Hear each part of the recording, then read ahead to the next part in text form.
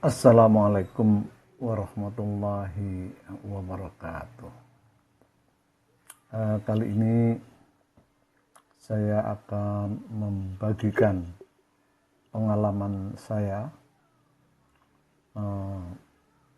berkomunikasi atau lebih tepatnya bergaul dengan ChatGPT. Itu sudah lebih dari 1 tahun, sehingga saya berhasil mengkoleksi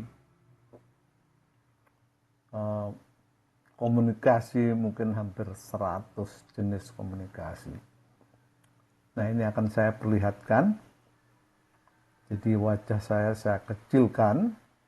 Nah, di sebelah kiri ini adalah hasil komunikasi saya dengan ChatGPT. Ini judulnya macam-macam. Mulai dari job description, presiden director. Karena terbiasa memberikan suatu rekomendasi ya. Rekomendasi saya nanya tafsir dan analisis Al-Baqarah ayat 54. Terus tausiah Al-Fatir 32 dan lain sebagainya. Akhirnya terpikir daripada kemampuan saya memberikan konsultasi itu hanya untuk bekerja, akan lebih bermanfaat bila saya berbagi pengalaman itu untuk para jamaah Baitur Rahman, sehingga kita punya satu grup yang namanya forum diskusi keilmuan. Nah, keilmuan di sini adalah apa saja, tapi lebih utama ilmu agama. Nah, untuk mengawali diskusi itu, saya tuh mikir-mikir apa kira-kira yang harus dibahas. Ternyata untuk memulai sesuatu, apapun itu namanya, yang paling penting, top markotopnya adalah ikhlas. Wah, kalau gitu saya coba konsultasi ke ChatGPT, nanya ke ChatGPT. Orang mungkin tidak sreg ya, membahas agama kok nanya ke ChatGPT. ChatGPT itu kan produknya suatu perusahaan multinasional yang jelas non-muslim.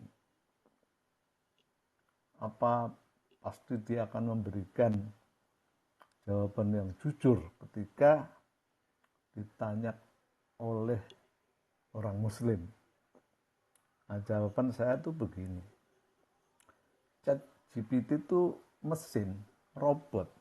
Dia nggak punya perasaan, nggak punya jiwa, dan lain sebagainya. Memang kadang-kadang seperti punya perasaan, tapi pada hakikatnya dia adalah robot dan tidak punya perasaan, dan dia sangat objektif. Jadi kalau ditanya A, dia akan menjawab hal-hal yang berhubungan dengan A secara objektif. Dan perlu dicatat bahwa aplikasi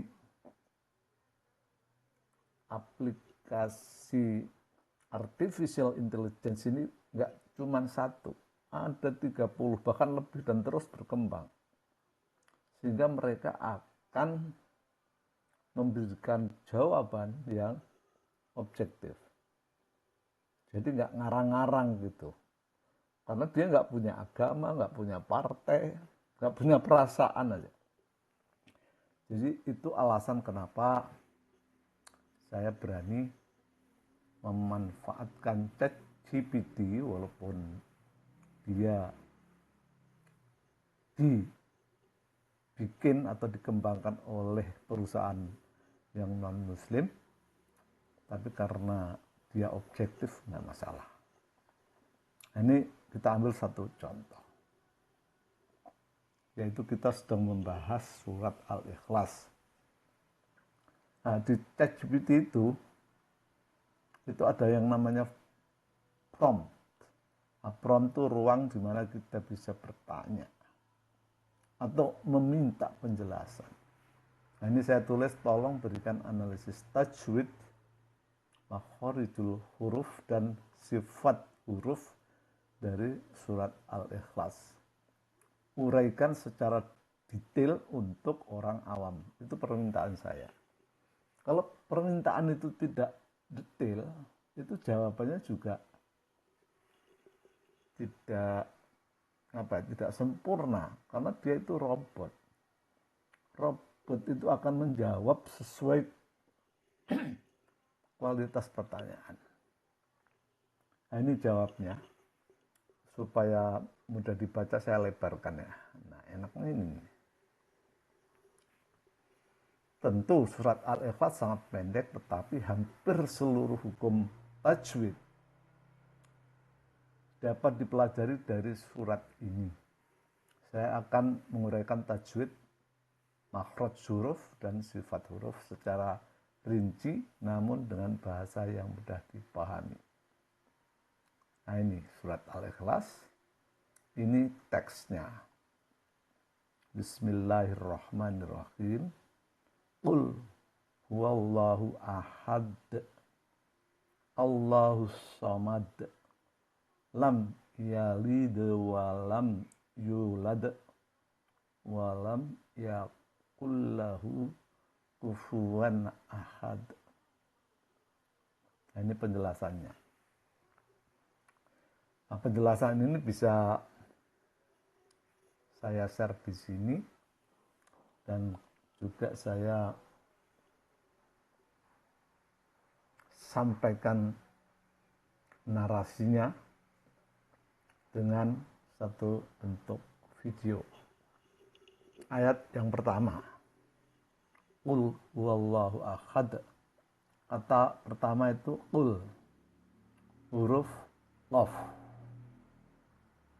Makhrajnya, pangkal lidah menyentuh langit paling belakang dekat tenggorokan. Oh, gitu ya. Terus kemudian sifat dari huruf Qaf, jahar, suaranya harus tertahan. Siddah artinya kuat, isti'la terangkat dan tebal, isbaq melekat, qalqalah memantul. Memantul itu artinya seperti wa khalaqnal insana fi kabad, wa khalaq. Nah, ada pantulan qaf. Huruf lam disukun, makhraj ada di ujung lidah menyentuh gusi atas. Nah, ini mudah sih. Sifat tawassuf antara kuat dan lembut, infitah, istifal tipis. Nah, sebenarnya istilah-istilah ini nggak perlu diingat, nanti membebani pikiran. Karena sukun setelah qaf, maka terdengar ul. Tajwid pada ul tidak ada hukum khusus selain lam sukun dibaca jelas, qaf tebal. Jadi ul gitu. Nggak ada kaidahnya. Kata kedua huwa, huruf ha, makhraj tenggorokan bagian tengah. Tenggorokan tengah.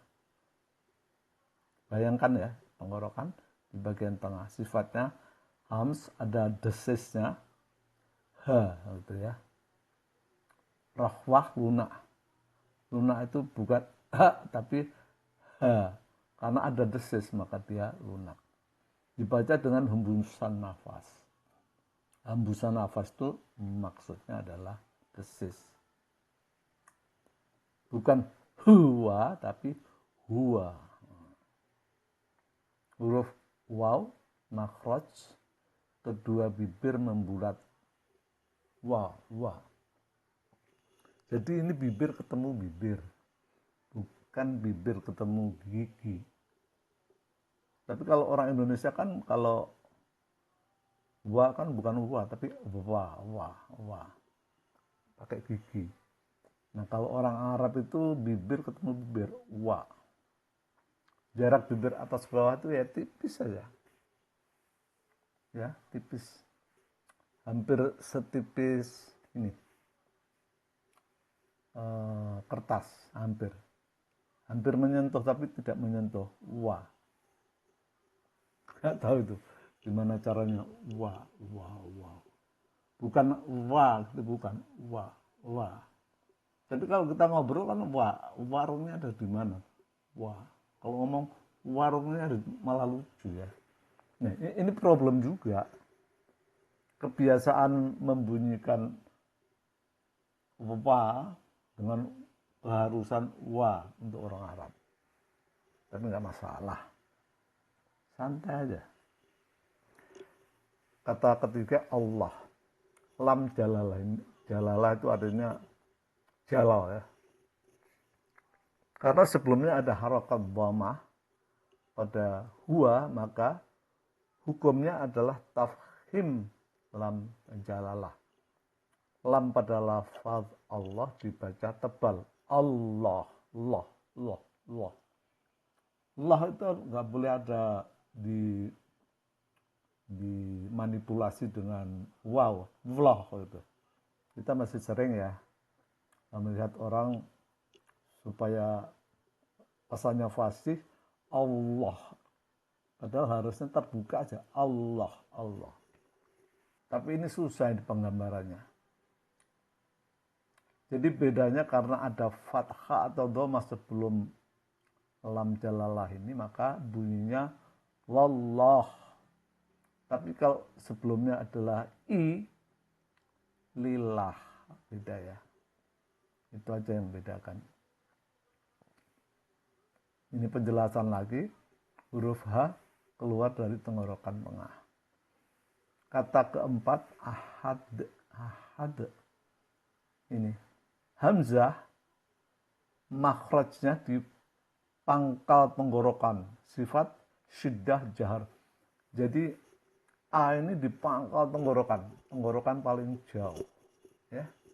Bedakan antara A dengan A. Ya. A untuk alif, A untuk ain. Itu harus beda. Somad. Nah gitu. Huruf so.